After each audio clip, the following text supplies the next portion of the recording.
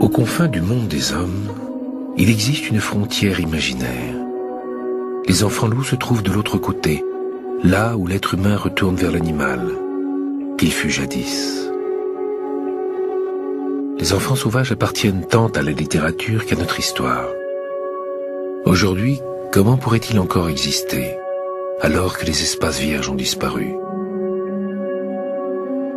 Pourtant, il ne se passe pas une année sans qu'un Mowgli ne soit découvert quelque part sur la terre. Les chiens ont le plus souvent remplacé les loups du récit, mais comme eux, ils adoptent et nourrissent des petits hommes. Qu'y a-t-il de commun entre Mowgli et ses enfants sauvages modernes?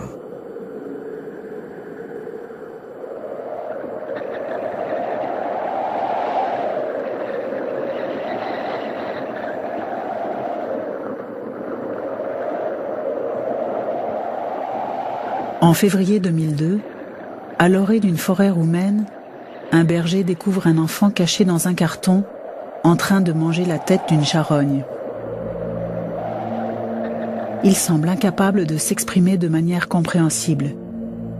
Il est rachitique et porte de profondes engelures sur le corps. La presse fait immédiatement écho à cette découverte. Les journaux baptisent l'enfant Mowgli et reprennent le mythe de l'enfant sauvage ramené à la civilisation par le berger. L'événement est présenté comme exceptionnel. Au bout de quelques jours, on comprend que l'enfant parle la langue des Gitans. Puis on découvre son village, près de Voila. Enfin, la mère paraît, et avec elle, l'histoire de Trajan, un enfant abandonné, maltraité, mais en aucun cas l'histoire d'un enfant sauvage. L'intérêt que le public a porté à cette histoire de Mowgli moderne montre à quel point les enfants sauvages nous fascinent. Mais s'agit-il seulement d'une stratégie éditoriale? L'écart entre le mythe et la réalité est-il si important qu'on pourrait le supposer?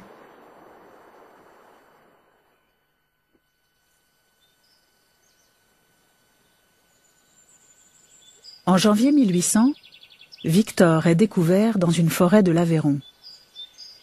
C'est un enfant sauvage d'une dizaine d'années qui semble totalement muet.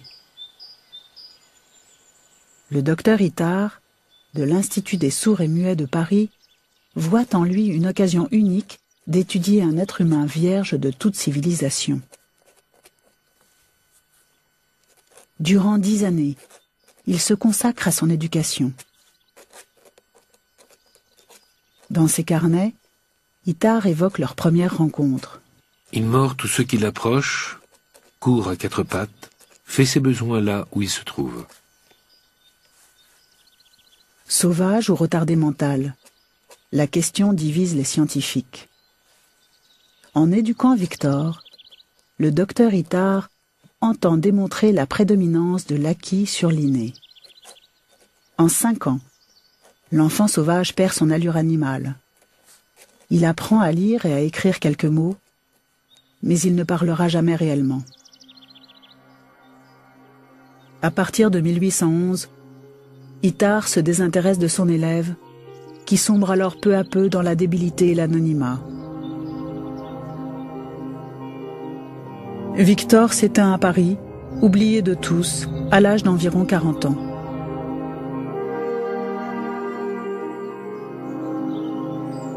L'enfant sauvage de l'Aveyron est le cas historique le plus documenté, mais ce n'est pas le seul, loin s'en faut.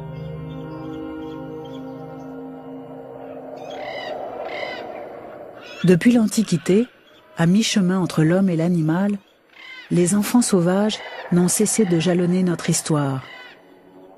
Pour écrire son roman et donner corps au personnage de Mowgli, Kipling s'est inspiré de l'expérience vécue par 2 fillettes indiennes élevées par des loups. Si l'auteur a largement remodelé l'histoire, c'est bien l'enfant sauvage qui nous fascine. Un peu comme s'il détenait un secret que nous aurions égaré il y a bien longtemps sur le chemin de l'évolution. Ce qu'on cherche à savoir, c'est ce qu'est l'homme dans sa part la plus secrète, celle qu'il développerait indépendamment des autres hommes, pour peu que ce soit pensable. On ne sait pas, en fait, si l'homme seul est encore vraiment humain. On ne sait pas s'il est strictement animal. On ne sait pas comment il est. Alors que la légende flirte avec le réel, mêlant volontiers la fiction à la réalité, comment savoir où finit le mythe et où commence l'erreur? Le mythe est aussi un mode de connaissance. Je ne veux pas écarter systématiquement l'erreur. Je me méfierais peut-être d'une narration trop romanesque, qui en ajoute. Là, il y aurait visiblement erreur. Mais je pense qu'il faut vraiment être très vigilant entre ce qu'on garde comme juste et ce qu'on jette.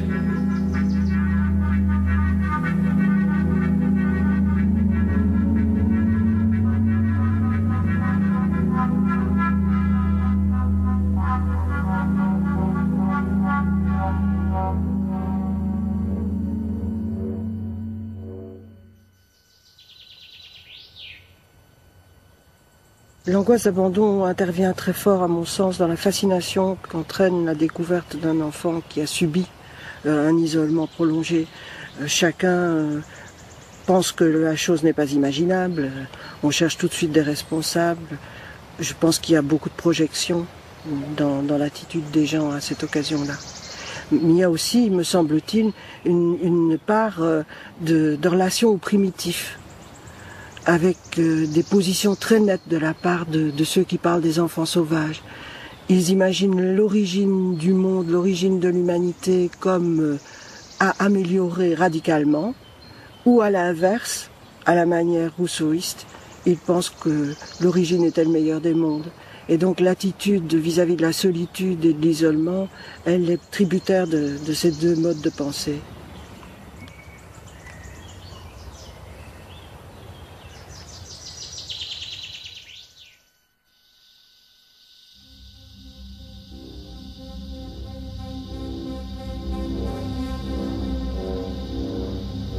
La scène se passe en 1947 au Chili, sur une route isolée. Un automobiliste aperçoit une forme mouvante qui tente de traverser la route sans y parvenir. L'homme s'arrête, mais demeure prudemment dans sa voiture. Il a entendu des paysans raconter qu'un monstre déambule la nuit, près des villages, pour boire le lait des vaches et attaquer les poulaillers. Intrigué par la silhouette qu'il distingue dans la lumière de ses phares et poussé par la curiosité, il se décide enfin à sortir et s'approche de la créature. Il découvre un garçon d'une dizaine d'années, tétanisé par une crise d'épilepsie. L'enfant ne parle pas, ne se déplace qu'à quatre pattes et présente une étrange mais solide constitution physique qui lui vaudra d'être baptisé Tarzan par la presse. Depuis combien de temps vit-il en dehors de toute humanité? Personne ne le sait. Cao Cao est le seul son émis par l'enfant, et c'est sous ce nom qu'il est admis à l'hôpital. Lorsqu'il arriva à l'hôpital, Cao Cao refusait de parler. C'était un enfant hyperactif. Il sautait sur les meubles, semblait ne pas savoir dormir dans un lit ou s'asseoir sur une chaise. Son attitude n'avait rien à voir avec celle d'un enfant de son âge. Les médecins qui l'examinèrent avaient plusieurs diagnostics, plusieurs hypothèses à son sujet. Une structure anormale des lobes frontaux du cerveau, un retard mental. Ses bras ballants lorsqu'il marchait donnaient l'impression d'un grand singe. On disait de lui qu'il ressemblait à un chimpanzé, par exemple. C'est sans doute dû au fait qu'il avait les bras disproportionnés par rapport à ses petites jambes.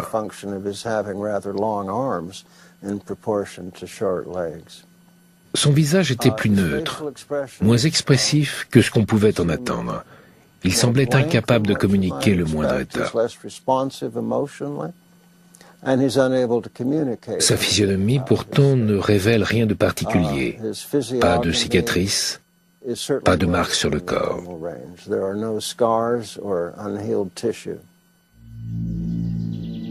Comment un enfant, isolé de ses semblables, peut-il survivre et se développer dans la forêt? Les enfants sauvages sont des exceptions.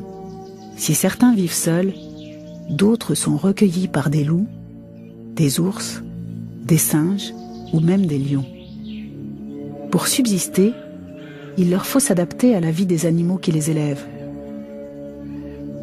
Façonnés par les contraintes de la quadrupédie, les corps des enfants sauvages nous racontent l'histoire de cette transformation contre nature. Leurs sens, et notamment la vision nocturne, sont aussi développés que ceux d'un animal. On observe même parfois dans l'obscurité leurs pupilles réfléchir la lumière, un peu comme les yeux des chats. L'enfant humain se serait-il transformé en animal ?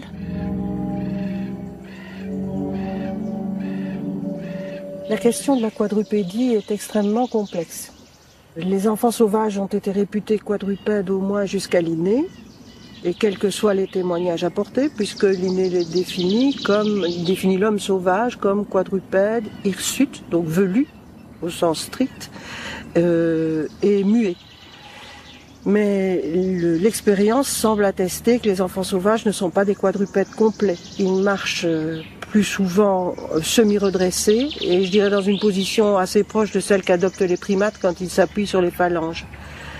Mais il y a certaines circonstances où ils sont quadrupèdes.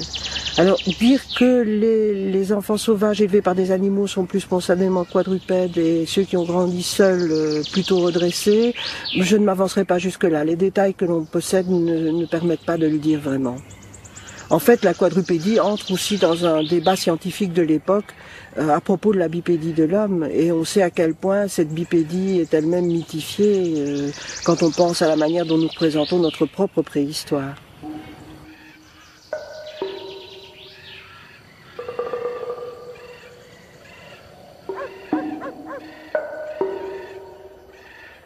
À 18 ans, Oksana Malaya a gardé toutes ses compétences animales.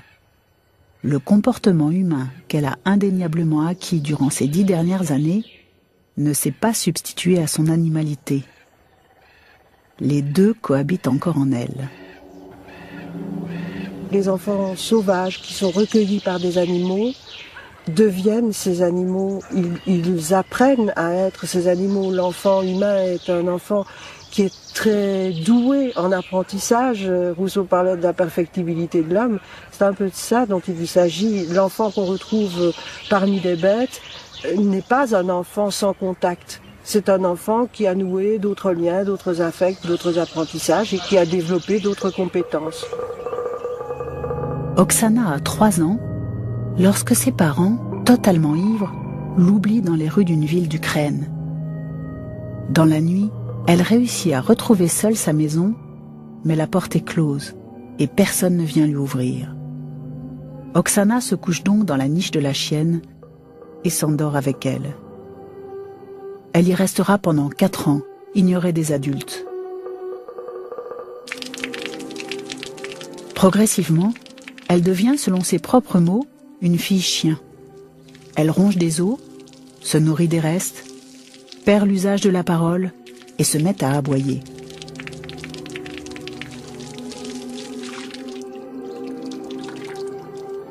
En 1991, les autorités réagissent enfin et placent la fillette dans un internat. Malgré plusieurs rechutes, elle réapprend à parler, à manger à table, à retrouver l'apparence d'un enfant normal.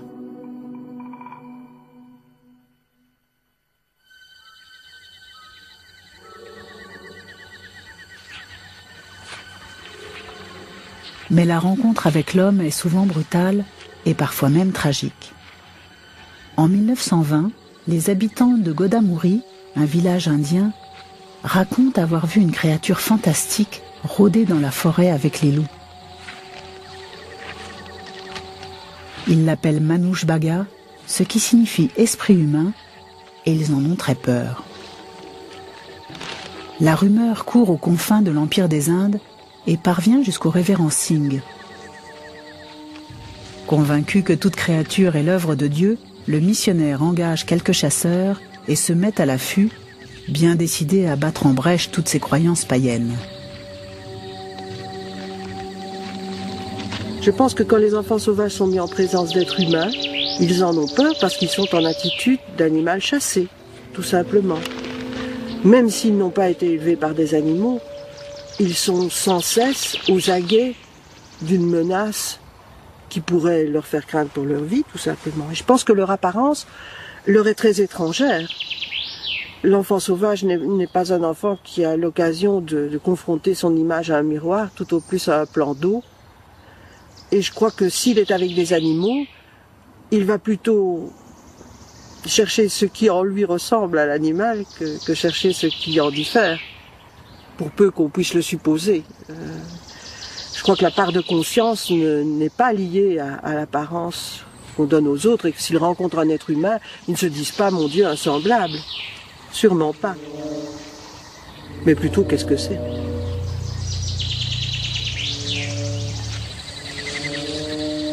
On présente les enfants sauvages comme perdus. Et donc, on présente ceux qui les ramènent comme des gens qui les ont sauvés. Alors que tout indique que du point de vue de l'enfant, ce n'est pas du tout un sauvetage. Il y a une constante à travers le temps. Ces enfants manifestent tous, puisqu'ils ne peuvent pas le dire, un désir profond de retrouver l'environnement dans lequel ils ont grandi. Après une longue marche, un rabatteur entrevoit une étrange silhouette parmi un groupe de loups, puis à sa suite, une seconde, beaucoup plus petite. Alors qu'elle fuit à quatre pattes derrière la meute, des chasseurs tentent de les séparer de la horde. Dans la confusion qui s'ensuit, presque tous les loups s'échappent, à l'exception d'une femelle qui protège sa tanière. Lorsqu'enfin la louve est abattue, le révérend découvre au fond de la cavité si chèrement défendue 2 fillettes hirsutes, grognant et mordant comme des fauves. L'homme de Dieu lave, tond, puis baptise les 2 enfants. Amala, la plus jeune, a 18 mois environ, et Kamala, l'aînée, à peu près 8 ans.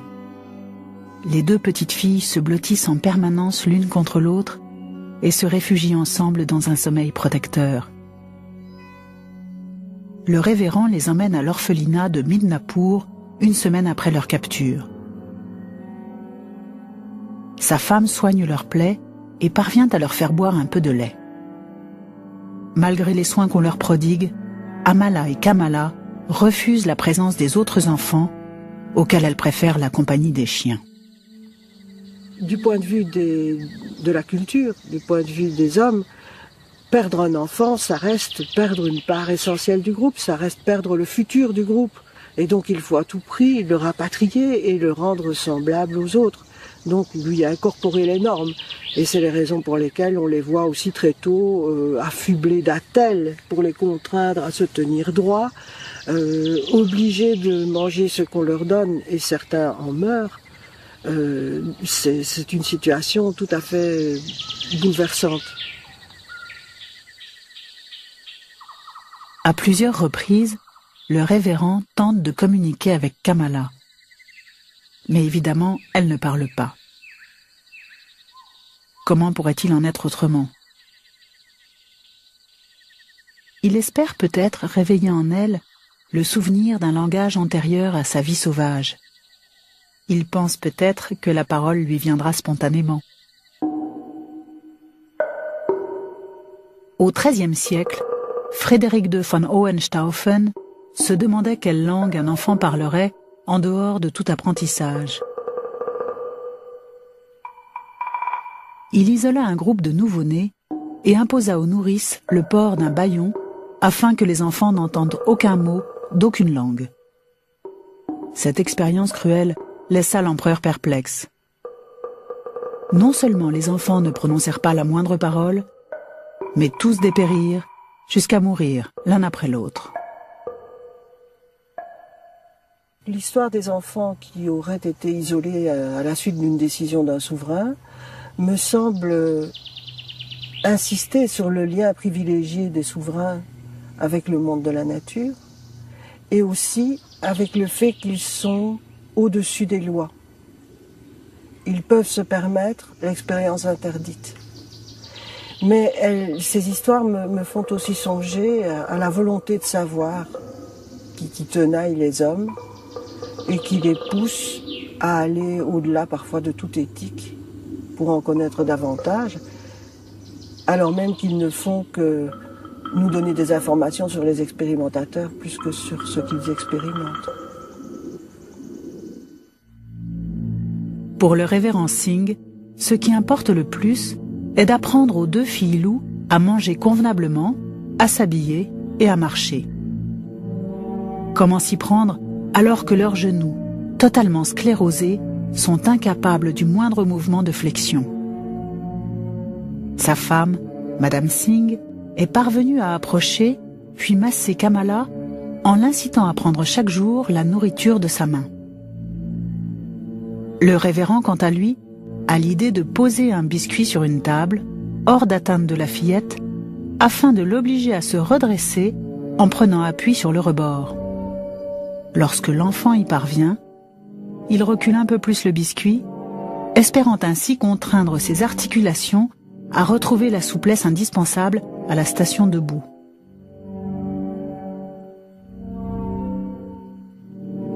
Mais la plus grande difficulté qu'affronte le couple est de capter l'attention des enfants loups. La plupart du temps, elles se tiennent à l'écart. Leur visage ne traduit aucun sentiment et leur regard se perd durant des heures dans la contemplation hypnotique d'un mur.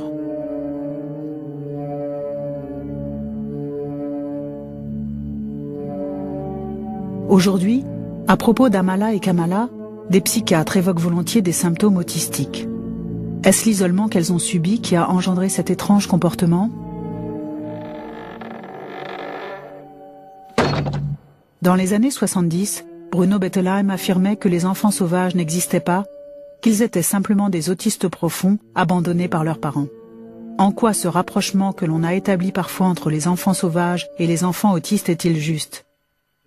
Laurent Danon-Boileau cherche à développer les capacités de communication d'enfants présentant des traits autistiques. Ce qu'il y a de certain, c'est que dans un cas et dans l'autre, il y a une absence de socialité. Les enfants sauvages, parce qu'ils n'ont pas rentré en contact avec des êtres humains par définition, et les enfants autistes, parce que beaucoup de choses les portent à se retirer de l'interaction. Et il est vrai qu'au moins pour ce qui concerne les enfants autistes, il y a tout un temps du travail avec eux qui est effectivement une sorte de travail d'acclimatation, un travail dans lequel on va tenter d'établir avec eux un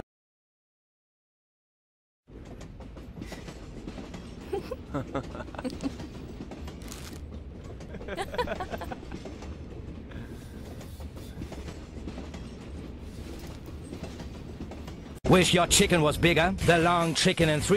Hey, can I have a Dorito?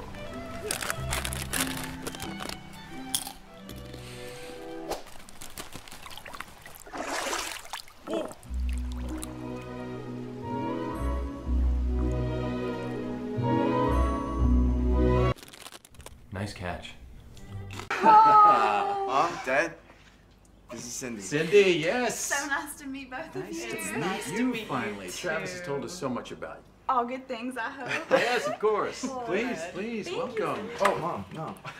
Dad, this is Shannon. Oh, hi. Shannon? And this is Aaron. Hey, cutie. That is Jessica. Jenny, Sarah, Megan, Hi. Nicole, Elizabeth.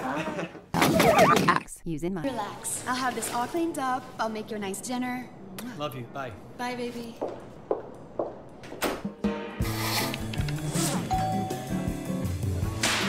What are you looking at? Get in here. Scrub it! I am! Get in here. What to, buddy? I don't own 2 cups flour. Stir! Don't speak! Faster! Stir! started up a fight. Wow. You like? I slaved all day.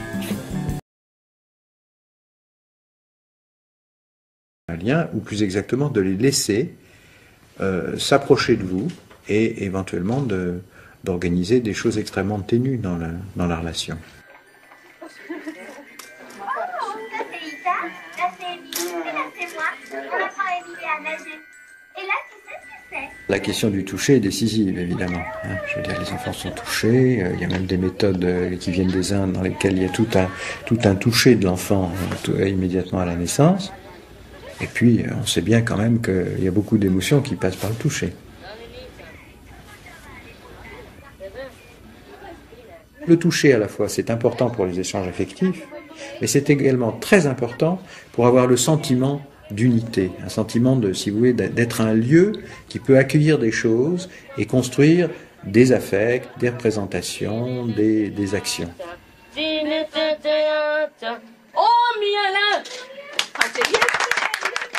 Alors il y a quelque chose d'assez troublant quand on envisage la question des enfants sauvages, c'est le fait qu'ils étaient capables de communiquer avec les animaux, et qu'au début au moins du travail qui peut être fait avec eux, on les voit dans une situation où ils ne peuvent pas communiquer avec les hommes.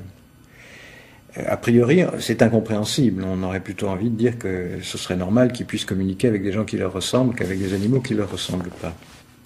Et puis, moi, il m'est arrivé de voir sur des films familiaux des enfants autistes qui avaient beaucoup de difficultés à communiquer avec des êtres humains et qui, en revanche, semblaient tout à fait heureux de communiquer avec des chiens. Bon. Alors au début, on se pose la question de savoir pourquoi. Et puis très rapidement, on comprend pourquoi c'est comme ça. Ben, tout simplement parce que pour communiquer avec un être humain, il faut que vous soyez constamment en train d'interpréter les symboles et les signaux qu'il vous envoie. D'interpréter ses hochements de tête, d'interpréter l'écarquillement de ses yeux, d'interpréter son sourire, d'interpréter sa façon de hocher, enfin tout un ensemble de choses. Chez un animal, c'est beaucoup plus restreint.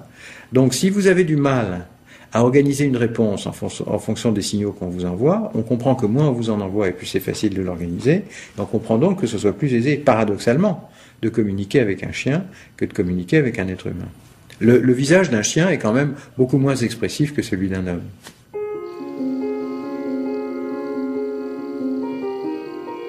Avilie par ses parents, avec la complicité tacite de tout un village qui a vu mais n'a rien fait, Oksana a toutes les raisons de douter de l'être humain. Le temps, le jeu, puis la parole ont rétabli peu à peu la confiance. Mais sa part humaine reste fragile.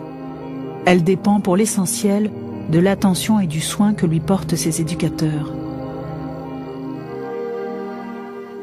Les soins maternels, c'est pas simplement donner à manger, donner à boire, échanger, c'est le jeu. Et sans le jeu et la parole, un enfant dépérit. Alors, sans le jeu et la parole, la question reste ouverte par rapport aux enfants sauvages.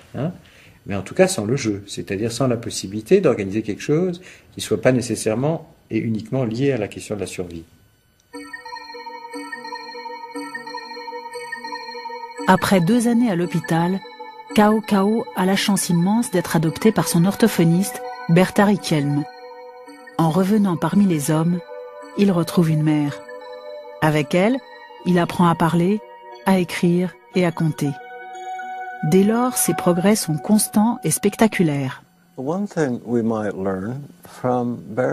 Une des choses que l'on apprend à la lecture du journal tenu par Bertha sur son travail quotidien avec Cao Cao, c'est comment il est important pour elle de cerner son tempérament afin de pouvoir l'instruire.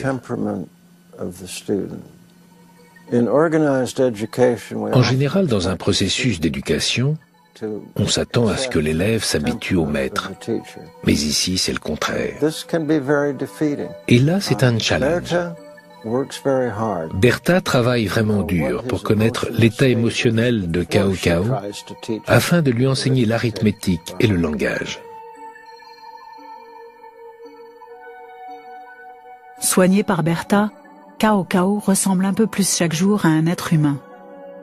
De son enfance sauvage, il ne lui reste que la nostalgie de la nature et l'image furtive d'un puma le portant dans sa tanière par la peau du cou.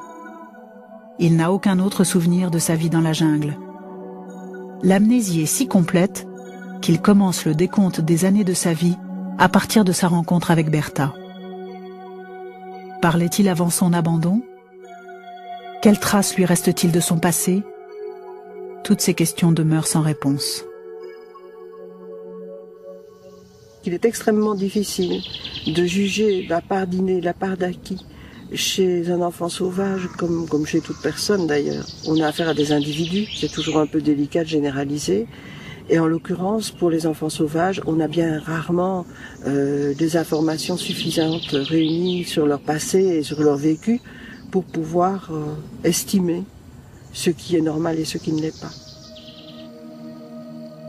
À l'orphelinat, Oksana suit un apprentissage de couturière et côtoie des jeunes filles de son âge. Pourtant, selon les psychiatres, à 18 ans, elle a le raisonnement d'un enfant de 10 ans. A-t-elle été abandonnée parce qu'elle n'était pas comme les autres? Ou est-ce sa vie à l'écart des hommes qui l'a rendue différente? Lorsqu'elle a été recueillie, le comportement d'Oksana se limitait au code de communication corporelle des chiens. C'est à partir de cet acquis que sa rééducation a commencé. Ne pourrait-on pas s'appuyer sur le langage du corps pour enseigner la parole? Itard, qui a fait des choses merveilleuses pour Victor, s'est empêché de parler, de laisser son corps parler, parce qu'il voulait des résultats scientifiques. Il avait pris conscience que Victor interprétait trop vite ce qu'il pouvait désirer, et donc se contraignait à une neutralité corporelle aussi sévère que possible, de sorte que Victor soit contraint de répondre à la parole. Mais en faisant ça, il s'est sans doute coupé d'une bonne part d'échanges avec Victor, que peut-être Madame Guérin a eu. Et on ne regrettera jamais assez qu'elle n'ait pas écrit son expérience avec Victor. La relation aurait sans doute été tout autre. Il y a tout un temps dans lequel il faut être là à côté de lui sans faire grand-chose, en attendant qu'il y ait un rapproché qui puisse s'organiser, qu'il y ait un jeu d'alternance qui puisse s'organiser.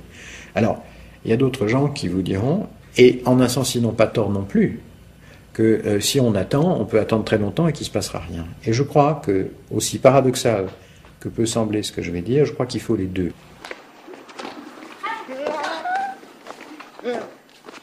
Je crois que la question fondamentale, c'est le calcul de la perturbation qui peut être profitable. Ni trop, ni trop peu. Et ça, c'est le point décisif de tout travail avec un enfant en difficulté.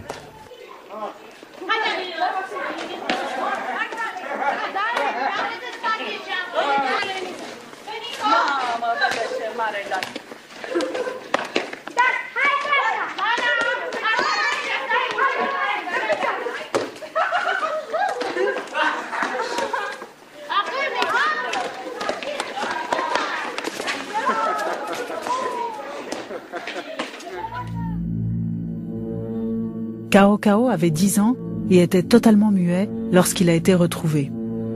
Les résultats de son travail avec Bertha sont tout simplement extraordinaires. Le langage est un mode de communication complexe, bien différent des codes du monde animal. Exprimer des idées implique la notion d'abstraction qui est le propre de l'homme.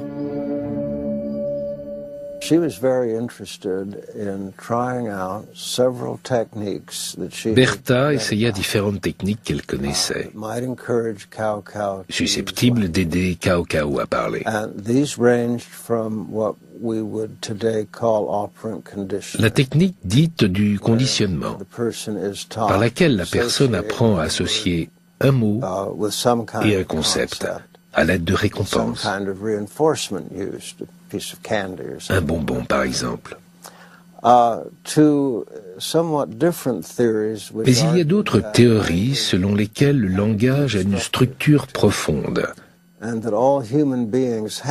Et tous les êtres humains ont en eux cette structure. Ce que veut faire l'orthophoniste, c'est dépasser le langage pour atteindre cette structure profonde où réside notre syntaxe, notre grammaire. Elle vivait avec lui. Et apprendre à parler dans des situations de la vie courante, c'est très différent de devoir associer ou dissocier des mots. À la maison, Cao Cao progressait bien. Ce qui est intéressant, c'est qu'il ne fut jamais capable de dépasser le temps présent. Le futur et le passé ne faisaient pas partie de sa compréhension linguistique. Aujourd'hui, Cao Cao a 70 ans. Il est marié et semble couler des jours paisibles à Orcón, au sud du Chili. Il dit ne pas craindre la mort, mais ce qu'il y a après la mort. À n'en pas douter, Cao Cao est retourné dans le monde des hommes, même si son élocution reste très particulière.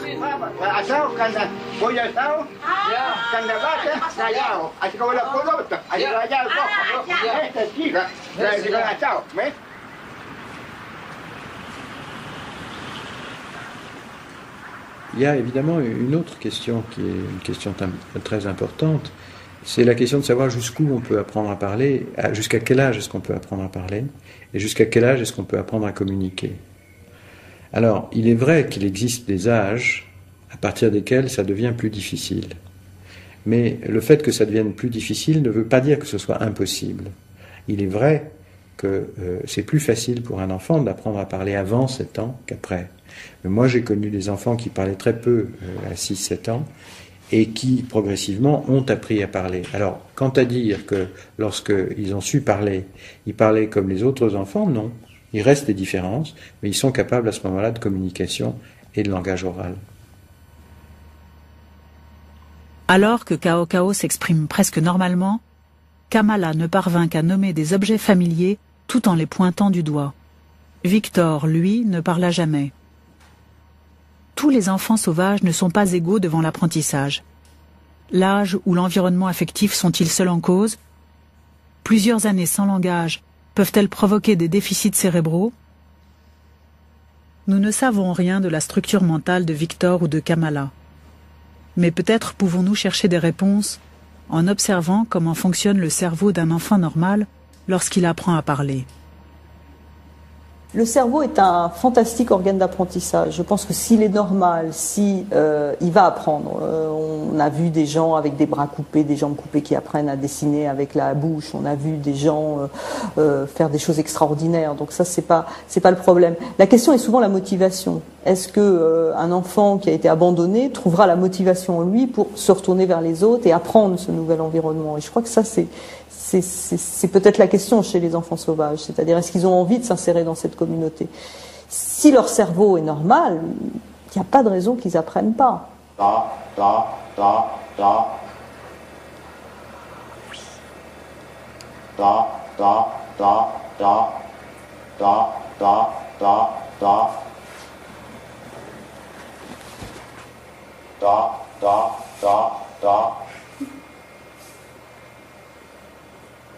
Adèle, elle est en train d'écouter, de m'écouter, de regarder ce qui se passe, et pourtant, son cerveau va répondre de façon quasi automatique à la présentation des syllabes, et nous, on va pouvoir voir la réponse.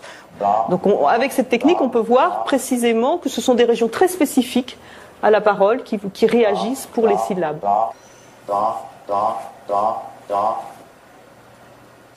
Dada.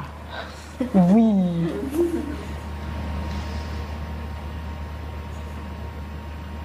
Si des enfants sont abandonnés, sont devenus sauvages, mais ont vécu quelques mois, 6 mois, 1 an, 2 ans dans une communauté linguistique précise, est-ce qu'ils en ont gardé une mémoire? Est-ce que c'est important pour leur développement futur? On peut imaginer quand même que ces enfants perdent énormément s'il n'y a pas un renforcement par la communauté autour d'eux. S'ils n'entendent plus la parole, qu'est-ce qui reste? Je ne sais pas. Alors, est-ce que ça se traduit dans le cerveau par une perte de substance, par une anomalie de la région? Vraisemblablement non. La région cérébrale va rester identique, simplement, comme elle n'a pas été stimulée par la parole, eh bien, elle va être, ou par exemple pour les sourds, évidemment le son n'arrive pas, eh bien, cette région cérébrale va faire autre chose. Le cerveau ne va pas laisser des zones inoccupées. Alors, est-ce qu'elle va le faire aussi bien que la partie qui devrait le faire? Ça, c'est une question qui reste à poser. Si l'anatomie du cerveau n'est pas en cause, comment expliquer l'amnésie des enfants sauvages lorsqu'il s'agit d'évoquer leur passé? Comme si leur vie commençait avec la rencontre de l'homme. Avant 18 mois, on a très peu de souvenirs. Et c'est vrai qu'avant 18 mois, on n'a pas de langage non plus. Ce qui fait le souvenir et ce qui fait la mémoire, c'est de le raconter aux autres. Je veux dire, on se souvient des vacances qu'on a racontées 4 fois, peut-être moins de celles qu'on n'a jamais racontées. Si vous êtes un enfant sans langage, personne aussi à qui raconter ce qui s'est passé dans la journée. Comment ça peut s'engranger dans la mémoire? Je suis pas sûre qu'il y ait beaucoup de mécanismes. Alors les impressions fortes, c'est-à-dire quand vous avez très peur, on sait que ça, l'émotion comme la peur fixe les souvenirs. C'est-à-dire si un enfant comme ce petit garçon chilien tombe et que c'est sa maman Puma qui le rattrape et qu'il se souvient de ça, ça serait pas étonnant. Je veux dire, il a eu très peur, il a vu cette image et ça lui est resté.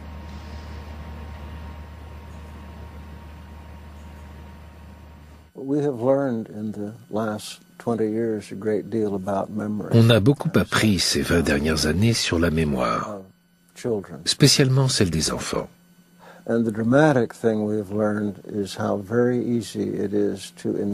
Ce qui est terrible, c'est que nous savons à quel point il est facile de créer de faux souvenirs. Je suis certain que vous avez des souvenirs d'enfance, mais vous n'êtes pas certain qu'ils se soient réellement passés. Peut-être en avez-vous entendu parler. Peut-être avez-vous lu quelque chose. Dans le cas de Cao Cao, une chose est sûre. Maintenant, il raconte qu'il a été élevé par un puma. Mais c'est une histoire qu'il n'avait jamais racontée avant ses 40 ans, âge auquel il l'a lu dans un roman. ¿Quién está ahí? Sí, pues. Mira un libro. Ah, está bonito el libro. ¿Y ahí qué dice? Mira. Vicente. ¿Y ahí qué dice? Apoyo. ¿Y qué más? Dueña. ¿Sí? ¿Y ahí? Berta. La Berta. ¿Ves tú? Aquí adentro estás tú, pues. Ahí está Berta. Ahí. Eso. ¿Ah? Eso es. Ahí está Berta, Vicente. Tú, ¿eh? Vicente, yo, ¿eh? Sí, pues. Ahí está yo. L'histoire, bien sûr, c'est toujours mes parents étaient méchants, quelque chose d'effrayant s'est passé, j'ai vécu dans la forêt ou dans la jungle, on m'a découvert à l'âge de 5, 6, 7, 8 ans, pris en charge dans un foyer ou recueilli par un scientifique dans le cas de Victor, où on m'a encouragé et fait passer des tests. Mais ce qui se passe ensuite, c'est que très peu d'entre eux ont survécu à cette histoire.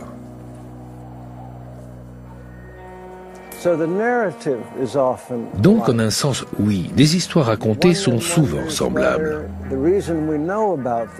Mais on peut se demander pour quelle raison on sait tout cela. Si c'est parce que quelque chose a été rajouté à cette histoire, cela signifie quelque chose.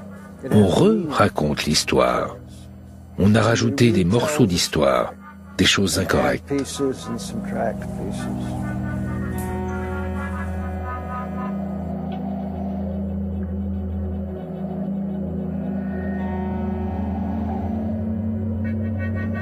Les enfants sauvages appartiennent à la fois au mythe et à la réalité. Ils sont une réalité, on en trouve avec des symptômes et des séquelles différents, avec des histoires différentes, mais comme on ne peut jamais reconstituer toujours leur histoire, on comble les lacunes du discours avec des emprunts à quelque chose qui appartient au mythe et qui parle des origines.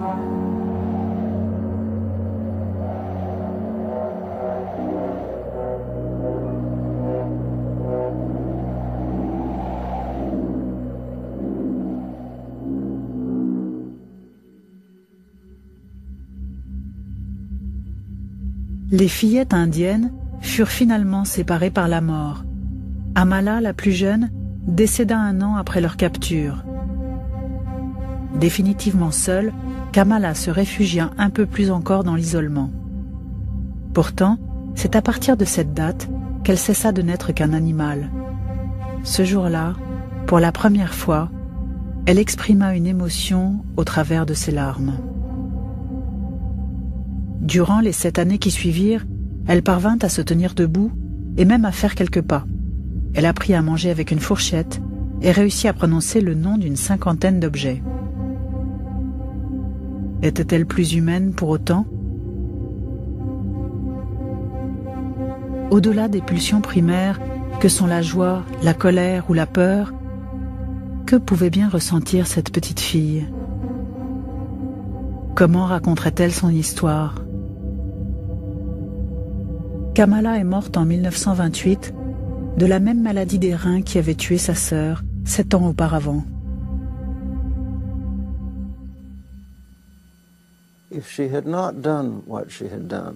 S'il n'y avait pas eu Bertha, Cao Cao aurait sûrement passé sa vie dans une institution en tant qu'enfant retardé.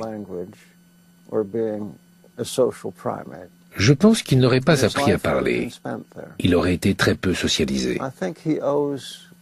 Il a reçu une éducation plutôt correcte et a mené une vie assez agréable, avec de l'amour, des émotions et de la compréhension. C'est donc une belle histoire. C'est l'histoire d'un garçon qui a grandi sans contact humain. Mais c'est aussi une histoire d'amour, de famille, d'amitié, de communauté, qui font toute la différence dans une vie.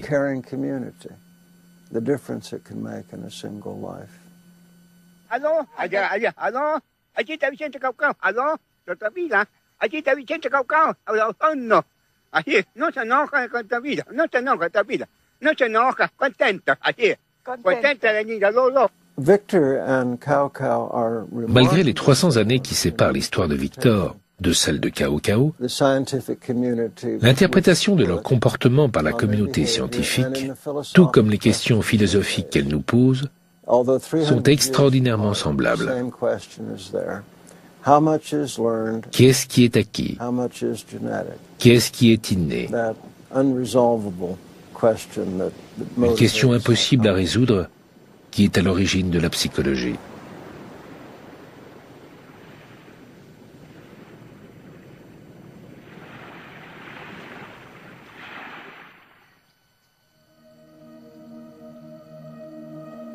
Selon certains psychiatres, Oksana devrait être internée dans un hôpital.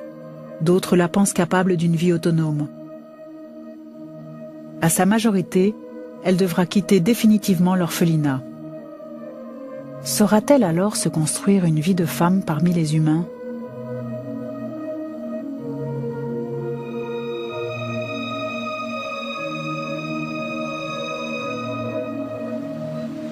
Tu ne te considères pas comme un humain? Non. Alors comment tu te vois?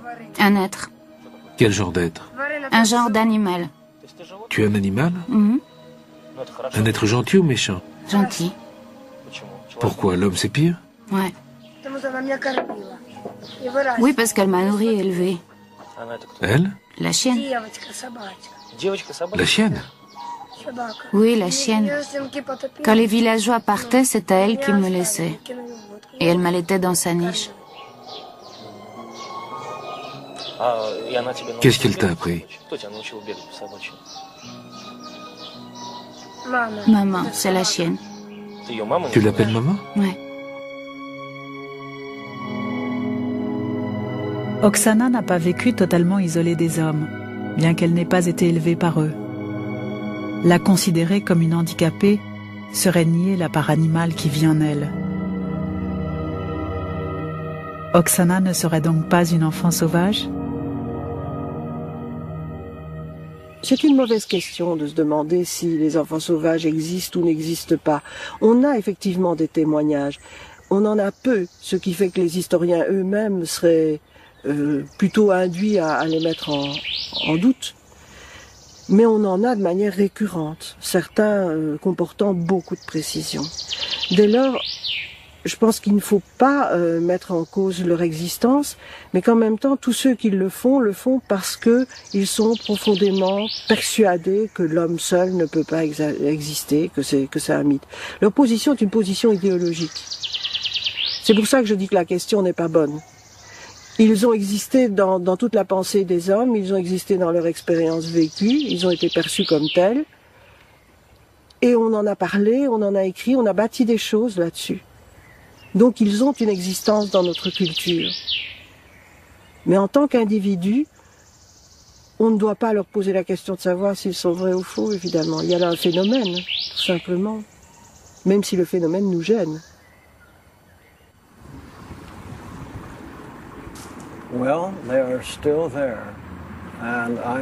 En tout cas, ils sont toujours là. 2 to 3 letters a month. Et je reçois 2 ou 3 lettres par mois avec des témoignages de gens qui croient avoir vu un enfant sauvage. Si vous multipliez ça par le nombre de gens qui étudient les enfants sauvages, ça fait un chiffre assez grand. Et les histoires sont toujours les mêmes structurellement.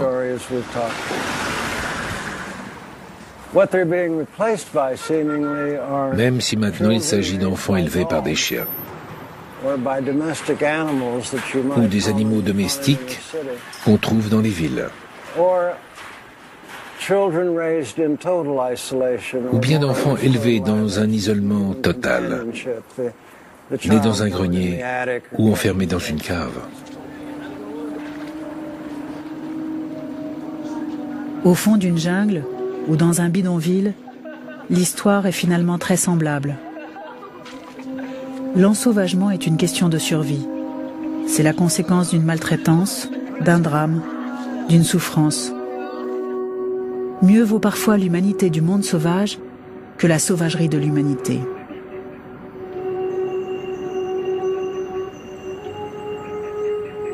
Les enfants sauvages nous fascinent toujours. Ils sont un lien ténu entre nous et nos racines animales. Serait-ce parce qu'ils nous révèlent ce qui fait de nous des hommes ?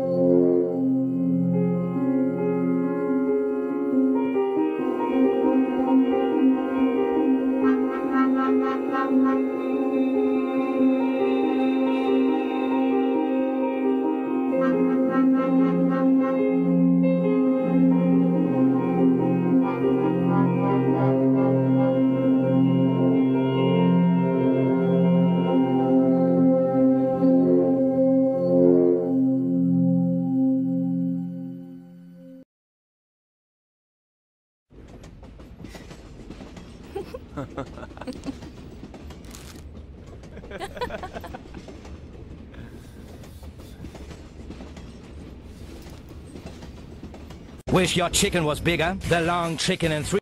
Hey, can I have a Dorito?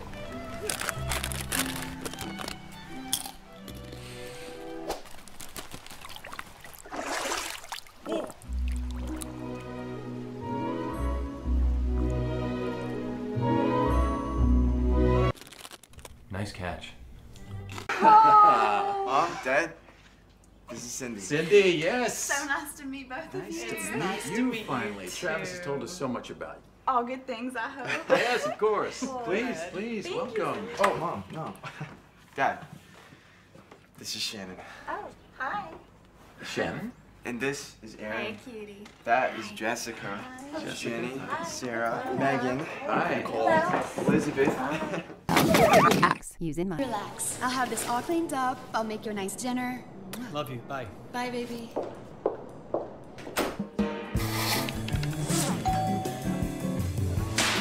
What are you looking at? Get in here. Scrub it! I am! Get in here. Two cups flour. Stir! Don't speak! Faster! Stir! Wow. You like? I slaved all day.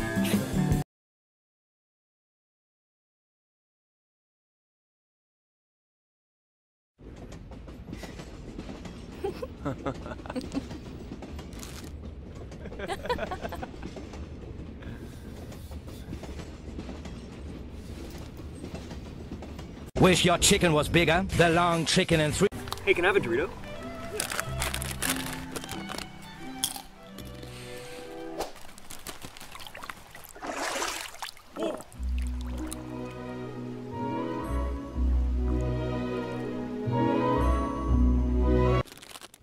Nice catch. Mom, Dad, this is Cindy. Cindy, yes. So nice to meet both of you. Nice to meet you finally. Travis has told us so much about you. All good things, I hope. Yes, of course. Good. Please, Thank welcome. you. Oh, Mom, no. Dad, this is Shannon. Oh, hi. Shannon? And this is Aaron. Hey, cutie. That is Jessica. Jenny, Sarah, Megan, Hi. Nicole, Elizabeth. Axe using mine. Relax. I'll have this all cleaned up. I'll make you a nice dinner. Love you. Bye. Bye, baby.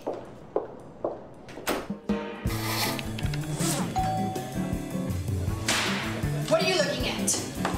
Get in here. Scrub it!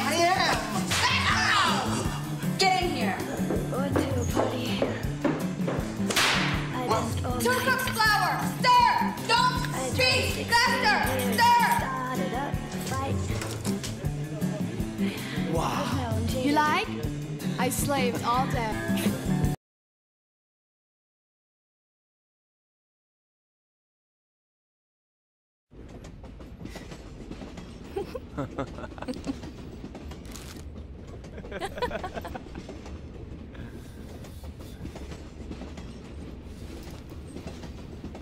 Wish your chicken was bigger. The long chicken and three. Hey, can I have a Dorito?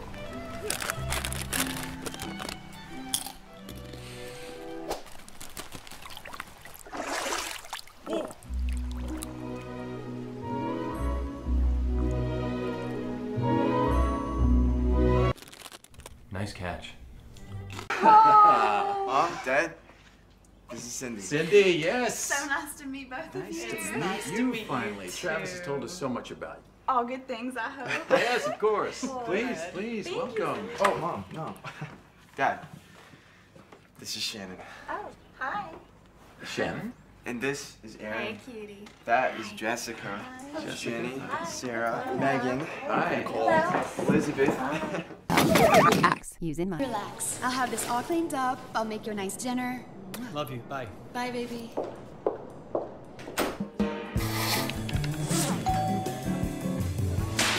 What are you looking at? Get in here. Scrub it! Ow! Get in here. Two cups flour. Stir. Don't speak. Faster. Stir. Wow. You like? I slaved all day.